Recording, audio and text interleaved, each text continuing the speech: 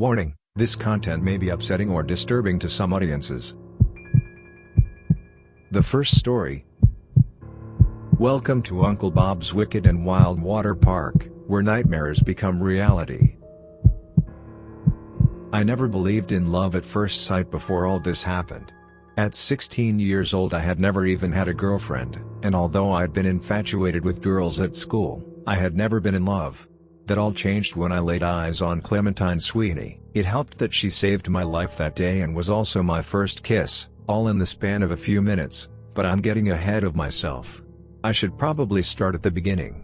My name is Jordan. I've been a minimum wage employee at Wicked and Wild Water Park since I was 16 years old. I'm 18 now, practically a senior citizen around here. I've spent 2 summers working at the water park and this will be my third. Some people ask when I figured out this place was rotten. I tell them I knew from the day I met Clementine that there was something wrong with this water park. That was when I realized it was named Wicked and Wild for a reason. We're opening up for the summer again and I'm both excited for it and dreading it at the same time. Working at a water park is a lot less enjoyable than visiting one, after all. You stand out in the hot sun and just get to watch while other people have fun. They're laughing and tossing around beach balls in the icy blue waters of the wave pool and you're just roasting in the heat. You probably know the type of place I'm talking about. You likely have one where you live, or something similar to it. Can you picture it? On the sign out front the K in Wicked is flipped around backwards to give it a fun and friendly sort of vibe. The letters are tilted playfully, painted in bright rainbow colors. There's cut-out cartoons of dolphins and orcas flanking the brick pathway leading towards the entrance where you can buy an overpriced entry ticket. It's the sort of place you go to on a hot summer day, when you're desperate for ice-cold water, waves, and a few thrills. The smell of chlorine and tanning lotion permeates the air and everybody walks around with their towels around their waists or slung over their shoulders, lobster red with fresh sunburns, little orange key fobs dangling from their shorts for lockers they paid exorbitant rates for. There are slides, a wave pool and a lazy river, a midway with rides, games, and concession stands, everything you would expect from a cut-rate water-themed fun park. But it's far from perfect.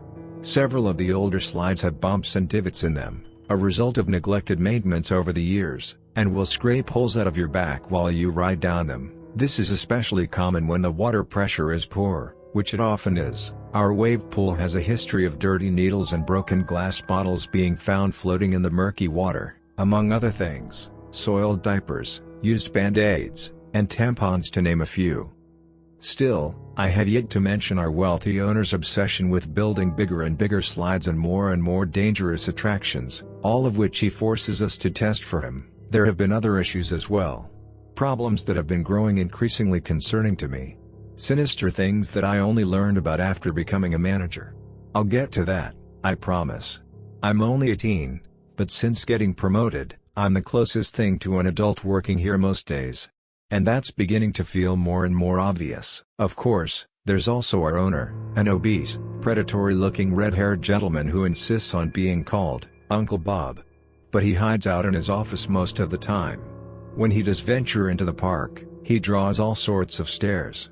He has a pale, freckled face and bright red frizzy hair which grows sparingly in tufts on the sides of his balding head. Uncle Bob wears a similar outfit every day, despite the high temperatures. Always he's in baggy pants and suspenders, bright pastel shirts and polka dot bow ties.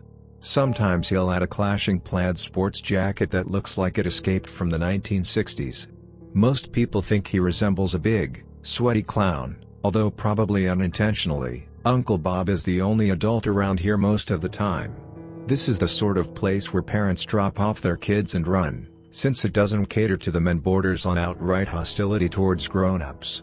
When unsuspecting adults do venture in, they never come back after the first visit. The general consensus is, this is our territory.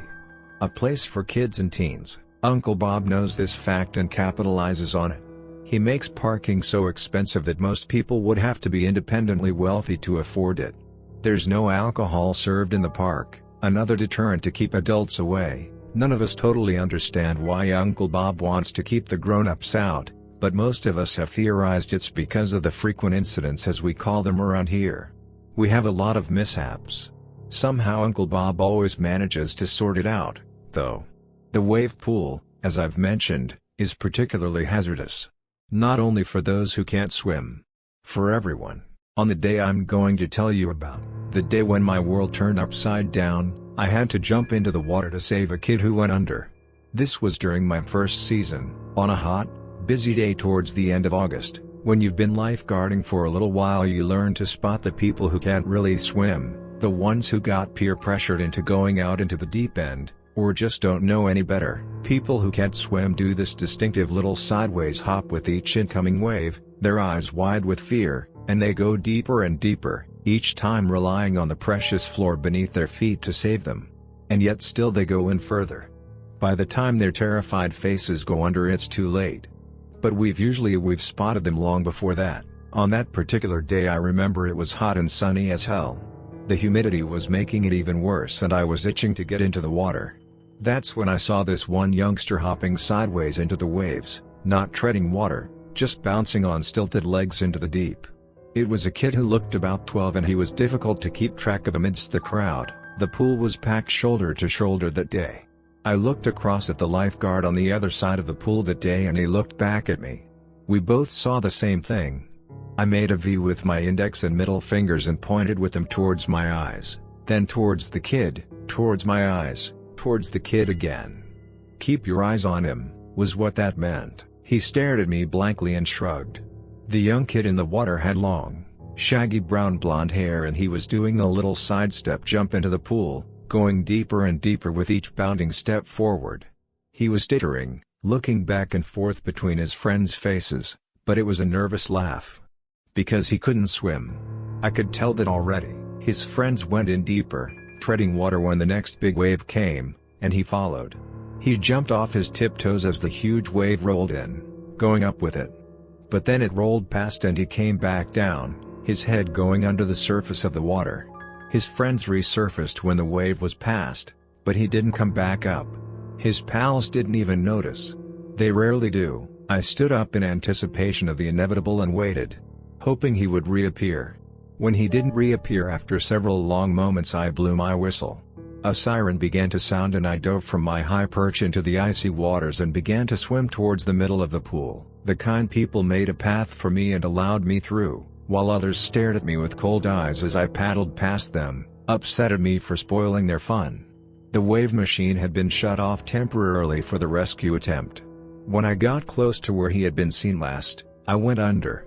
Opening my eyes under the water, I felt the sting of too much chlorine burning them. It was easy enough to see his vague shape down at the bottom of the pool, thrashing and struggling. I swam quickly down towards him, going as quickly as I could and fighting against my own buoyancy. When I finally reached him, I saw something I didn't understand. The rough white floor of the wave pool looked like it was holding him there. Finally I got close enough to see what looked like quicksand sucking him down at the bottom of the pool.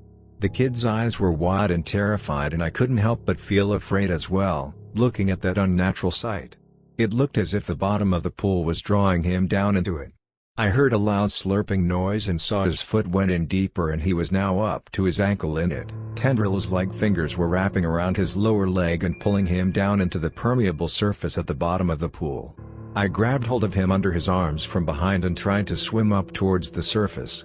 He was thrashing and trying to grab hold of me the whole time, desperate not to die, so it took a while to get into a proper position. Kicking with all my strength, I struggled to free him from the bottom of the pool. It was useless. My breath running out, I looked down at his face, purple with lack of oxygen. His desperation had faded into a groggy look that made me think he had passed out. His arms were limp and his fingers appeared blue in the water. Thinking I had no chance of rescuing him, I did what I always did instinctively when underwater, running out of air and anxious to get to the surface. I kicked off from the bottom of the pool. Stupid. The tenacious surface grabbed onto me like the suckers of an octopus tentacle latching onto its prey. My foot was completely trapped in it and my panicking mind could not handle this new turn of events. I struggled against it and pulled with all my might, but it would not relent. With the world beginning to turn different shades of yellow and then red, I felt absolute dread rising up in me, nervous energy that made me feel like I was dying as I watched the kid I had tried to save do just that, his eyes rolling upwards, his face bluish purple. That horrible slurping sound came again, and then I felt my foot go in even further, sinking into the floor of the wave pool. This can't be how I die, I thought to myself. Please, not like this. Pulling harder, straining with every muscle in my body, I tried to yank my foot out of the nightmare goo that was living on the floor of the wave pool. I felt someone grabbing onto me, heard their muffled screams under the water, and then the world faded into blackness. My dreams usually fade and I don't remember them, but I remember what they were like that day, when I passed out at the bottom of the wave pool. I dreamt I was back in Uncle Bob's office, getting interviewed for my job all over again. Feeling the same nervousness and anticipation that I had felt, the same uneasiness. It was my first time meeting him, and he was both scary and funny looking at the same time. His red hair poking out at the sides, growing out of his ears. His pale, freckled face smiling at me in a friendly way, asking me questions about my job history, and then frowning at my answers. But then finally he settled back on smiling again and started to talk about when I would start and how long my training would last. I realized I was getting the position. "You seem like you'll fit right in here, Jordan," he said, standing up and reaching across his desk for me to shake on it. I stood up and reached out to grab his hand, and only then did I notice I was dripping wet, covered in water, which was soaking the rug beneath me where I had been sitting.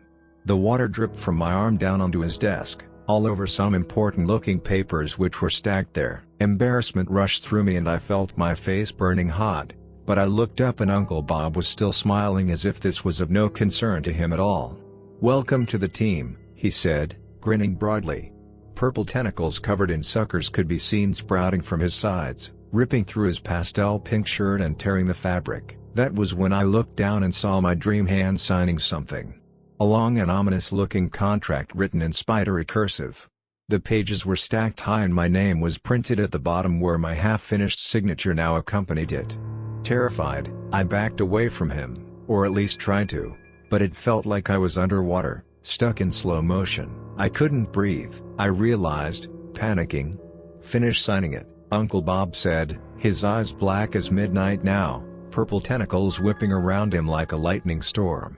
I opened my mouth to speak and water poured into it, down my throat and filled my lungs. Gasping for air, terrified, I grabbed the pen, my hands moving too slowly, and finished signing my name. I woke up after that and she had her lips on mine, blowing life-saving air into me. I sat bolt upright, coughing water out of my lungs, my head instantly aching like someone had hit it with a sledgehammer.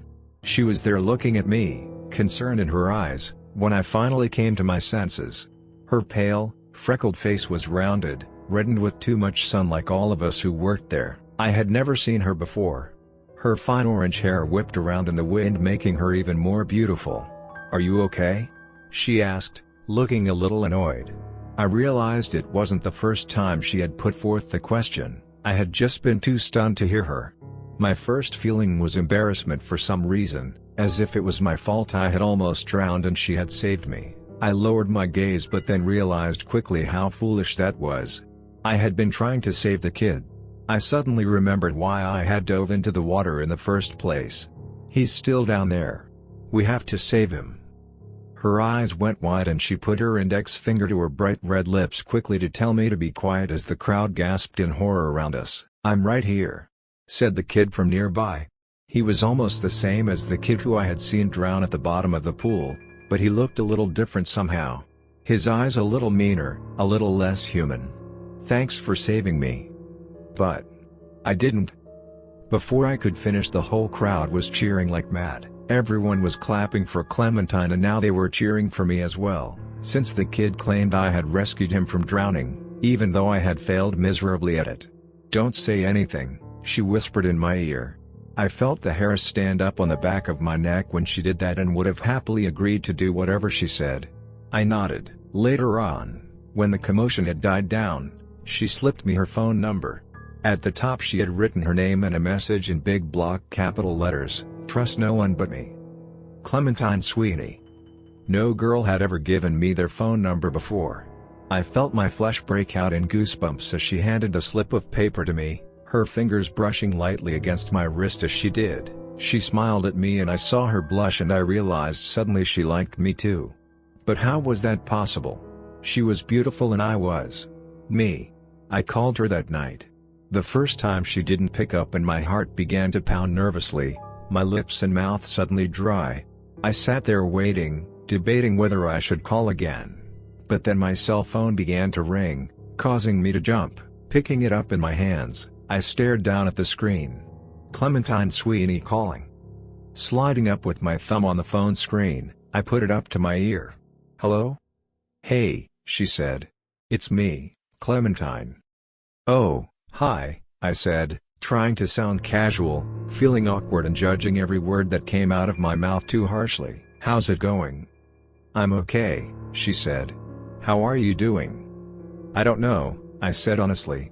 "Did you see the same thing I did at the bottom of the pool? That kid was dead, right? Please tell me I'm not crazy." "Honey, are you okay up there?" I heard my mom shouting from downstairs and I realized I was speaking too loudly. "Fine, just playing video games," I yelled back, hoping that would somehow explain what she had just overheard. It seemed to, since she left it at that. "You need to keep it down about this stuff," said Clementine. "You don't understand what you've gotten yourself into." I let her words sink in for a minute before responding. Contemplating, I finally spoke. "How am I alive? That thing had me. It wasn't letting me go." Her breathing was the only thing I could hear on the other end of the phone line, until she finally told me the truth. My blood went ice cold when she did. "It didn't just let you go. Uncle Bob never lets anybody just go. You signed the contract, didn't you?" "How do you?" "Because I did it too. It's hard to say no when you're drowning, that's how he gets you. At that point you'll sign anything he puts in front of you." "That was real," she said. "All of it?" I couldn't say anything, my hands trembling, my knees buckled and I almost fell to the floor.